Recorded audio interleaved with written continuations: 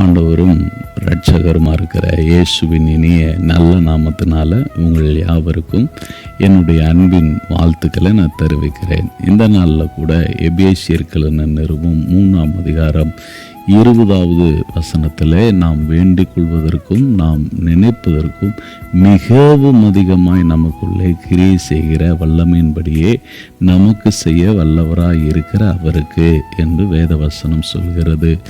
அருமையான தேவனுடைய பிள்ளைகளே, நம்முடைய வாழ்க்கையிலே ஆண்டவர் நாம் வேண்டிக் கொண்ட காரியத்தை மட்டும் செய்கிறது இல்லை, வேண்டிக் கொள்வதற்கும் நினைப்பதற்கும் மிகவும் அதிகமாய் செய்கிறவராக இருக்கிறார்.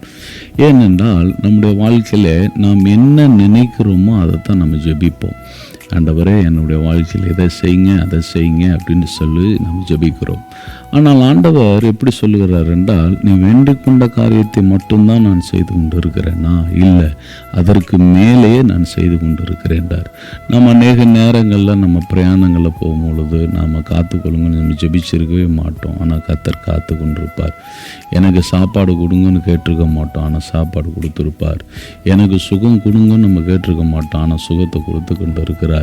இப்படி அநேக காரியங்களை நாம் சொல்லிக்கொண்டே போக முடியும். நாம் ஜெபிக்காத காரியங்களை கூட, நாம் வேண்டாத காரியங்களை கூட தேவன் அவருடைய இரக்கத்தினால நமக்கு செய்து கொண்டு தான் இருக்கிறார். இந்த உலகத்தில் எத்தனையோ நாசமோசங்கள் பொல்லாப்புகள் வந்தாலும் நம்மை அது அணுகாதபடிக்கு அவருடைய கிருபை தான் காத்து கொண்டிருக்கிறது. நீங்கள் வேண்டிக் கொள்ளாத டைமிங்கில் கூட அதுதான் நம்மை காத்து கொண்டிருக்கிறது. இங்கே ஒரு அற்புதமான வார்த்தையும் சேர்த்து சொல்லுகிறார், நினைப்பதற்கும் மேலாக. அருமையான கர்த்தருடைய பிள்ளைகளே, உங்களுடைய வாழ்க்கையில் ஒரு 5 ஆண்டு நீங்கள் கொஞ்சம் பின்னாடி திரும்பி பாருங்கள். நீங்கள் இந்த நிலையில் இருந்திருப்பேன் நீங்கள் நினச்சி பார்த்துருப்பீங்களா? இந்த நிலை உங்களுக்கு வரும்னு நீங்கள் நினச்சி பார்த்துருப்பீங்களா?